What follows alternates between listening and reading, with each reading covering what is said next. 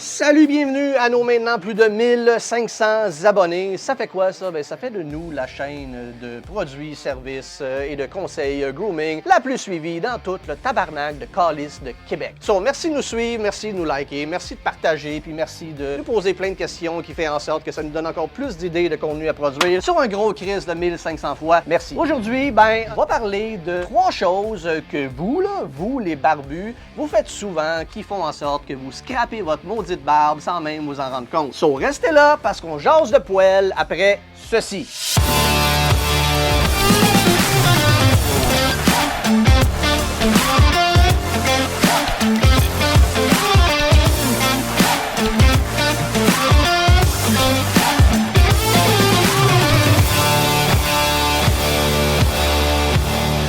Salut, mon nom est Jean-Benoît Riel, copropriétaire du Dillinger's Boutique et barbier et de Nelson & Floyd Produits Grooming. Notre mission est super simple, savez-vous quoi? C'est de vous donner les services, l'éducation puis les produits dont vous avez besoin pour amener votre précieux poêle au prochain niveau. So, si c'est pas encore fait, avant que j'aille plus loin, pèse donc tout de suite sur le piton souscrit, comme ça j'aurai pas à te le rappeler à la fin du vidéo, puis tu vas pouvoir aller faire d'autres choses crissement plus vite, puis moi aussi. Première chose que vous faites qui font en sorte que vous scrapez votre barbe sans même vous en rendre compte. Numéro 1. Traitez votre barbe comme vous traitez vos astis de cheveux, OK?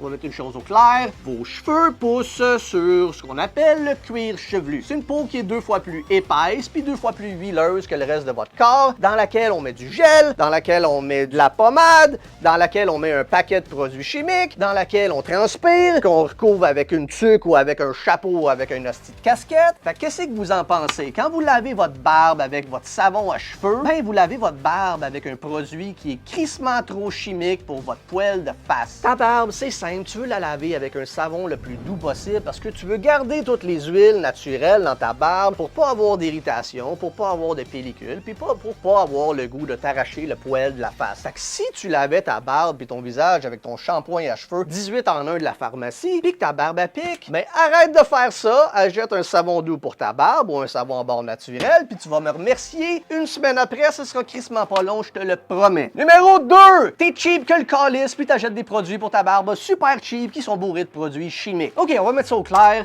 Il y a tellement de produits de très bonne qualité qui sont faits à la main ici au Canada puis au Québec que t'as pas besoin d'aller acheter des espèces de cochonneries avec des noms d'ingrédients qui ont 3 km de long, qui sont pas prononçables puis qui sont probablement aussi chimiques que les retombées de la centrale de Tchernobyl. Fait que pourquoi est-ce que tu paierais plus pour tes produits pour la barbe? Ben parce que c'est dans la peau de ton visage. C'est une peau qui est fragile. Puis qu'est-ce que ça fait de payer plus cher? Ça fait chier, je le sais. Mais si tu payes pour un meilleur produit, guess what? Tu vas en avoir besoin de moins. L'effet va être crissement plus efficace. Fait qu'en bout de ligne, tu vas juste sauver de l'argent, avoir une barbe plus agréable, puis avoir une face qui sent plus bon. So, si c'est pas assez de te convaincre, ben garde, je sais plus quoi faire. Numéro 3, si tu veux pas que ta foutue barbe ressemble à la face de Liver King, ben il faut que tu l'entretiennes quand même un peu assez fréquemment. Je te dis pas d'aller chez ton barbier à toutes les semaines parce que de toute façon, c'est sûr qu'on aimerait ça en tabarnak, parce qu'on serait probablement riche aujourd'hui, puis pas en train de faire une vidéo sur YouTube à 6h30 pendant une journée de congé. Mais guess what? On veut ton bien et on veut pas que tu dépenses ton argent pour rien. Fait que, entre tes rendez-vous chez le barbier, prends-toi des petits ciseaux, pas des ciseaux Crayola de ta fille, OK? Pas les ciseaux du Dollarama. Achète-toi une bonne petite paire de ciseaux. T'as pas besoin de faire sauter la banque. Un 20 à 30$, ça va faire bien la job. Fait que, entretiens un petit peu ce qui dépasse, coupe un petit peu au niveau du cou puis des lignes, puis passe ta brosse, utilise tes produits, garde tout ça en place. C'est le fun d'avoir une barbe, mais ça peut avoir l'air complètement déconcrissé si c'est pas entretenu. So, un petit peu d'attention entre tes rendez-vous chez ton barbier. Puis si t'es pas sûr, ben demande donc à ton barbier qu'est-ce qu'il te conseille de faire entre tes rendez-vous. C'est lui l'expert là-dedans. So, demande-y donc conseil. Fait que comme ça fait à peu près 5 minutes que je te donne la marde parce que t'entretiens ta barbe tout croche, tu vas